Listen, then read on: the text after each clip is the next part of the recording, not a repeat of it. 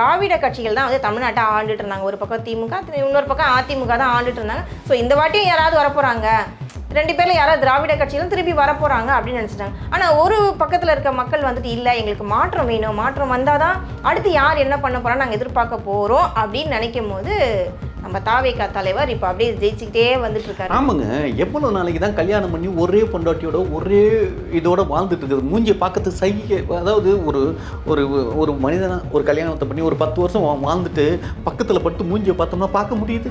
விஜய் முதலமைச்சர் அவர்களே, உங்களோட ஆஸ்திரேலியா டிக்கெட்டை எனக்கு கொடுத்துட்டீங்கன்னா கொஞ்சம் நல்லா இருக்கும். நான் அப்படியே போய் அங்கே ஏதோ பிச்சை எடுத்தாவது பொழைச்சிக்கிறேன். எதையாவது பண்ணுங்க. ஆனால் ஒன்று மட்டும் தெரிஞ்சு போச்சு, உங்களுக்கு வந்துட்டு இப்போ இருக்க இந்த ஆட்சி மாற்றம் வந்து உங்களால் ஜீர்ணிச்சிக்க முடியல. அதனுடைய பலன் இந்த மாதிரி பேசிட்டு இருக்கீங்க. நல்லாவே ஏங்க ஒரு விஷயங்க, இலங்கையில் போர் நடந்தது. போர் நடந்ததுனால தான் அகதியாக ஒவ்வொரு ஊருக்கும் ஒன்றா இலங்கை தமிழர்களானானுங்க. தமிழ்நாட்டில் என்ன போராக நடந்தது? ஆனால் தமிழ்நாட்டில் இருக்கிற எவ்வளோ தமிழர்கள் உலகம் பூரா இல்லை. ஏன் அப்போ எம்ஜிஆர் சினிமாவுக்கு வந்தார். இனிமேல் இந்த அறிவார்ந்த சமூகத்தில் நம்ம இருக்க முடியாது அப்படின்னு அறிவில்லாதவன்லாம் ஃபாரினுக்கு ஓடி போயிட்டான். தலைவர் என்ன பண்ண போறாரு, அடுத்து அவர் என்ன பண்ண போறாரு, ஏதாவது ஐடியா இருக்கா உங்களுக்கு? சொல்லியிருப்பாரு. தூக்குமாட்டி செத்துருவார். ஐயோ ஆமாம், சடனா இப்படி சொன்னா எப்படி சார்? சடனா இப்படி சொன்னா அதானே நீங்க ஆசைப்படுறீங்க. சரி, அவருக்கு இப்படி சொல்லிட்டீங்க. நாம் தமிழர் கட்சி 0ல இருக்காங்களா, அவங்களுக்கு என்ன சொல்ல போறீங்க? ஒரு விஷயம் தெரியுமா, ஆல்ரெடி அவங்களாம் மறுகையா பணத்தோட கொடுத்தாங்க. ஆனா இந்த முக ஸ்டாலின் கொஞ்சம் கூட நாலேஜுங்கிறது கொஞ்சம் கூட இல்லாம உங்களுக்கு பணமும் வேணும், நாங்க உங்க மொழியும் கத்துக்க மாட்டோம். எதுக்கு கத்துக்காம இருக்கணும்? ஒருத்தன் பணம் கொடுக்குறானா அதை வாங்கிக்கிட்டு அவன் மொழியில எத்தனை 52 எழுத்து தானங்க, அந்த 52 எழுத்தை படிச்சுட்டு போறதுல என்னங்க பிரச்சனை?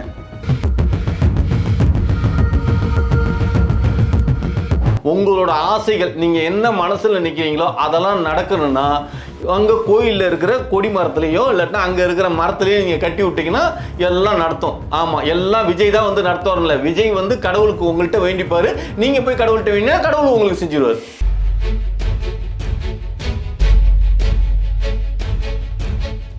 நேயர்களுக்கு வணக்கம். இன்னைக்கு நம்மளோட சிறப்பு நேர்காணலுக்கு வந்திருக்காங்க நந்தவனம் நந்தகுமார். வணக்கம் சார், எப்படி இருக்கீங்க? வணக்கம் ஸ்டெல்லா மேடம். சார், தமிழ்நாட்டோட ரிசல்ட் எல்லாம் பாத்தீங்களா சார்? தமிழ் மக்கள் ரொம்ப அறிவுத்தனமான ஒரு காரியத்தை இத்தனை வருஷ ஒரு ஆட்சியில் இப்போ தான் அவங்களோட முழு மூளையோட யூஸ் பண்ணி செஞ்சுருக்கிறத பார்க்குறப்ப ரொம்ப பெருமையாக இருக்குது. ஆமாம், தமிழ் சமூகம் அறிவார்ந்த சமூகங்கிறத நிரூபிச்சிருக்காங்க. இந்த டைம் வந்து ஒரு நிரூபித்ததை பார்த்து அவ்வளோ ஆச்சரியமாக இருக்குது. ஆமாம், திடீர்னு எப்படா இந்த மக்களுக்கு ஒட்டுமொத்த மக்களுக்கு இவ்வளோ அறிவு எங்கேருந்து வந்தது? திடீர்னு இந்த அறிவை எப்படி ஆண்டவர் வந்து, ஆனால் உண்மையிலே ஒரு பக்கத்து வந்து ஆண்டவனோட அருள் இருக்குங்கிறத நம்ம நம்ப வேண்டியதாக இருக்குது. ஆமாம், எல்லா சாமியாரும் ஏதோ பொய் சொல்லி தான் ஏமாற்றிட்டு இருக்கானுங்க. ஆமாம், ஒரு பக்கத்து பார்த்தா ஜக்கி ஏமாத்துறாரு, இன்னொரு பக்கத்து பார்த்தா இங்கிட்டு பால் திறனர் ஏமாத்துறாரு, அங்கிட்டு பார்த்தா பாபா ஏமாத்துறாரு அப்படின்னு எல்லாம் சொல்லுவாங்க இல்லையா? அதெல்லாம் நம்பல. ஆனால் இப்போ நம்புறீங்க.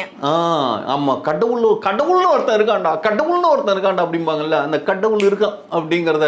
ஆனால் தமிழ் சமூகத்தோட அறிவார்ந்த சமூகத்தை திடீர்னு கடவுள் ஒட்டுமொத்த ஒரே நாளில் மாற்றிட்டான். பார்த்தீங்களா, எல்லாரும் அறிவாளி அப்படின்னு அருள் புரிஞ்சுட்டான். இல்லை, இப்போ எல்லாருடைய மைண்ட் செட் என்னன்னு பார்த்தீங்கன்னா, எப்பவுமே திராவிட கட்சிகள் தான் வந்து தமிழ்நாட்டை ஆண்டுட்டு இருந்தாங்க. ஒரு பக்கம் திமுக, இன்னொரு பக்கம் அதிமுக தான் ஆண்டுட்டு இருந்தாங்க. ஸோ இந்த வாட்டியும் யாராவது வரப்போகிறாங்க, 2 பேரில் யாராவது திராவிட கட்சிகளும் திருப்பி வரப்போகிறாங்க அப்படின்னு நினச்சிட்டாங்க. ஆனால் ஒரு பக்கத்தில் இருக்க மக்கள் வந்துட்டு இல்லை, எங்களுக்கு மாற்றம் வேணும், மாற்றம் வந்தால் தான் அடுத்து யார் என்ன பண்ண போகிறான்னு நாங்கள் எதிர்பார்க்க போகிறோம் அப்படின்னு நினைக்கும் போது நம்ம தாவேகா தலைவர் இப்போ அப்படியே ஜெயிச்சுக்கிட்டே வந்துட்டு இருக்காரு. ஆமாங்க, எவ்வளோ நாளைக்கு தான் கல்யாணம் பண்ணி ஒரே பொண்டாட்டியோட ஒரே இதோட வாழ்ந்துட்டு இருக்குது. மூஞ்சியை பார்க்கறது சகிக்க, அதாவது ஒரு ஒரு ஒரு மனிதனாக ஒரு கல்யாணத்தை பண்ணி ஒரு 10 வருஷம் வாழ்ந்துட்டு பக்கத்தில் பட்டு மூஞ்சியை பார்த்தோம்னா பார்க்க முடியுது? சொல்லுங்க, அது மாதிரிலாம் பார்க்க முடியல. அப்போ பாருங்கள், எங்கள் விஜயை பொறுத்த வரைக்கும் பாருங்கள், சங்கீதாவை பார்த்துக்கிட்டு இருந்தார். ஆனால் இப்போ போனோம் வேணாம் அப்படின்னு டக்குன்னு வேற மாற்றுறதுன்னு. இந்த மாதிரி ஒரு கட்சி தலைவரே அப்படி இருந்தால் அப்போ தொண்டன் வரைக்கும் அப்படி இருக்கணுங்கிற ஒரு ஆசை இருக்கணும்ல. அதெல்லாம் இம்ப்ளிமெண்ட் பண்ணுறதுக்கு ஏதாவது சட்டத்தில் வச்சுருந்தானுங்களா? அதெல்லாம் இல்லை. உடனே இப்போ வந்தோடையும் பாருங்கள், சட்ட திருத்தம்.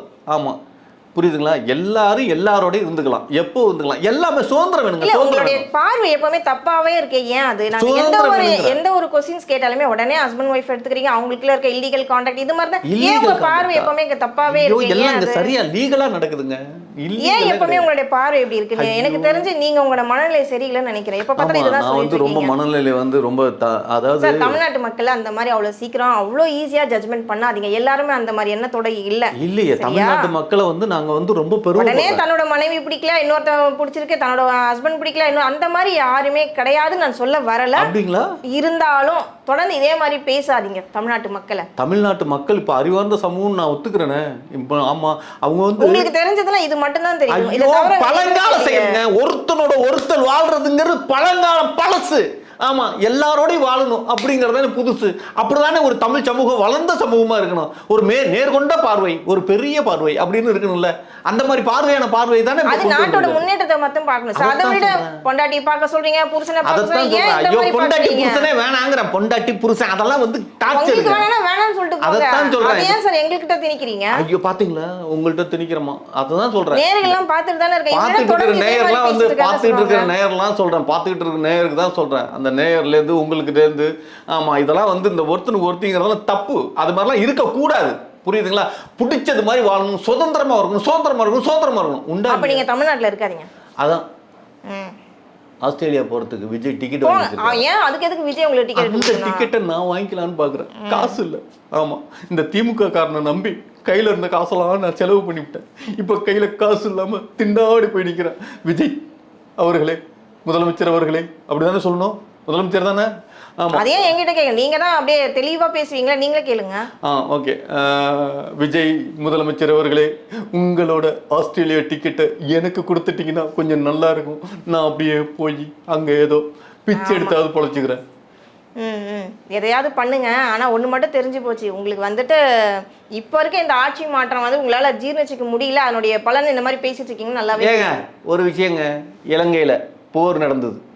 போர் நடந்ததுனால தான் அகதியாக ஒவ்வொரு ஊருக்கும் ஒன்றா இலங்கை தமிழர்களானானுங்க. தமிழ்நாட்டில் என்ன போரா நடந்தது? ஆனால் தமிழ்நாட்டில் இருக்கிற எவ்வளோ தமிழர்கள் உலகம் பூரா இல்லை. ஏன்?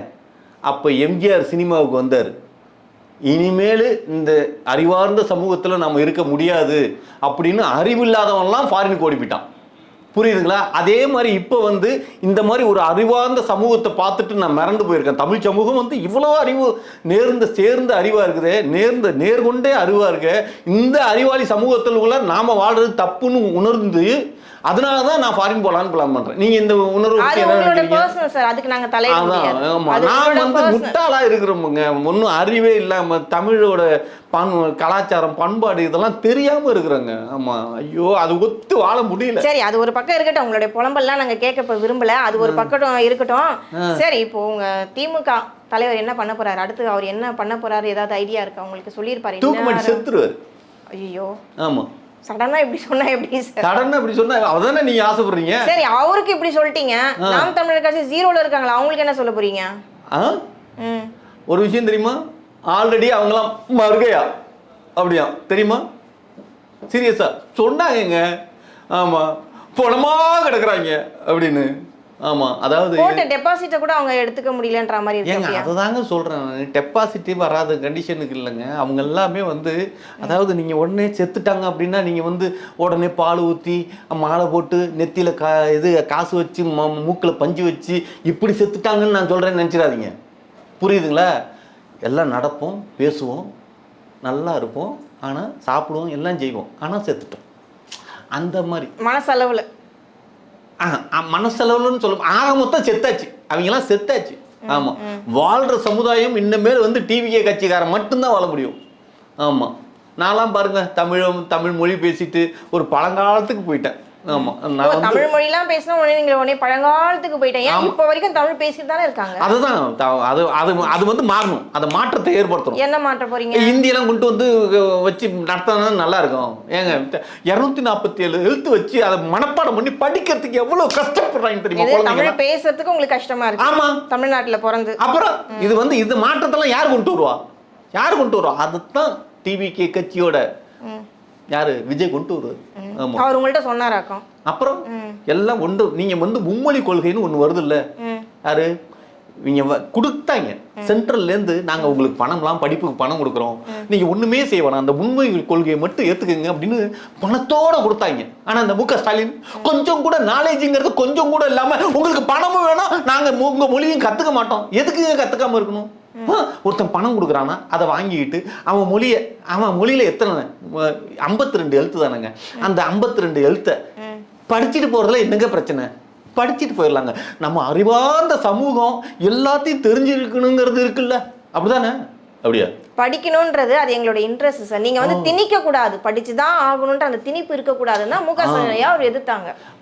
படிக்கிறோம், ஒரு நாலேஜ் இம்ப்ரூவ் பண்றதுக்காக படிக்கலாம். இப்ப எல்லாருக்கும் எல்லாம் கிடைச்சிரும், எல்லாம் கடவுள்கிட்ட வேண்டி உட்கார்ந்து வேண்டுனா போதும், முருகா முருகா முருகா முருகா முருகா. ஆமா, இனிமேல் கோயந்தான்னா பெருமாள்லாம் ஒரு நிலவும் கொடுக்க மாட்டான். ஆமா, முருகன் பெருசா பெருமாள் பெருசா, முருகன் பெருசா பெருமாள் பெருசா அப்படின்னு 200 வருஷத்துக்கு முன்னால கடவுள்கிட்டே சண்டையை உருவாக்குறீங்க. ஹலோ, 200 வருஷத்துக்கு முன்னால சிவகோத்திரம் வைணவ கோத்திரம் அப்படின்னு 2 குரூப்பா நின்னானுங்க. ஆனா சிவகோத்திரம்லாம் வேஸ்ட் ஆகி பெருமாள் தான் பெரிய சாமி அப்படின்னு இங்கேருந்து மூட்டை மூட்டையா கொண்டு போய் திருப்பதியில போட்டாங்க. ஆனா வச்சாம்பாரம் முருகன் ஆப்பு, பெருமாள் பெருசு கிடையாது, நான் தாண்டா பெருசு அப்படின்னு உண்டா இல்லையா? இப்ப பெருமாள் பெருசா முருகன் பெருசா? நானும் இனிமேல் சொல்லுவாங்க திருப்பதியில் இருக்கிறது பெருமாளே கிடையாது, அதுவும் முருகன் தான் அப்படின்னு. தெரியுமா? நீங்களா அப்படி சொல்லுவாங்கன்னு இல்ல, அதான் உண்மை. ஆமா, இவங்க கம்யூனிட்டி பயலுக கையில வந்து வேலை புடுங்கிட்டு சக்கரமும் சங்கியும் கொடுத்துட்டானுங்க. ஆமா, அத வந்து திருப்பதி ஏழுமலையான் முருகனா கோயிலா கும்பிடுறதுக்கு விஜய் வழிவகுப்பார். இனிமேல் அது பெருமாள் கோயில் இல்ல, முருகன் கோயில். ஆமா, நீங்களே மாத்திடுறீங்க.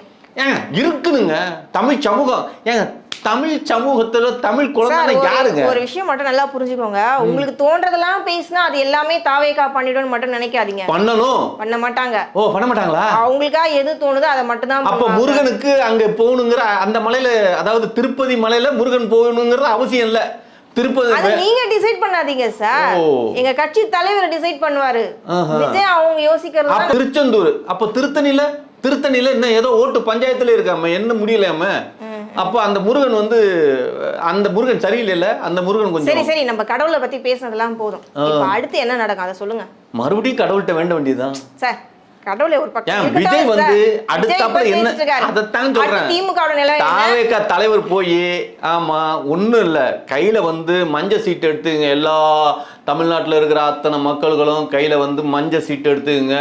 கருப்பு இங்கில் பேனா யூஸ் பண்ணாதீங்க, ஊதா இங்கில் யூஸ் பண்ணுங்க.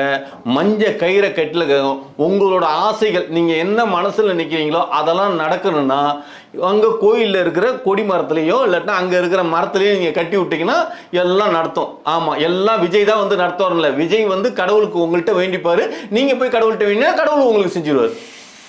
ஷோ நேர்களே, சத்தியமா சொல்றேன், அது வந்துட்டு வரப்போற காலங்கள் அப்படிதாங்க. வரப்போற காலங்கள் வேணும்னா கிடைக்கும். ஒன்றும் பிரச்சனை இல்லைங்க. தாவேகா வின் பண்ணிடுச்சுன்ற அந்த காண்டா வைத்தறிச்சல், அதனாலதான் சார் இப்படி பேசுறேன். சரி, யாரும் தப்பா நினைச்சுக்காதீங்க. நம்ம நந்தகுமார் சார் தான், அவர் யாரும் தப்பா நினைச்சுக்காதீங்க. முதல்ல இடத்த காலி பண்ணுங்க, கிளம்புங்க. தொடர்ந்து பேசுவோம் சார். நன்றி வணக்கம்.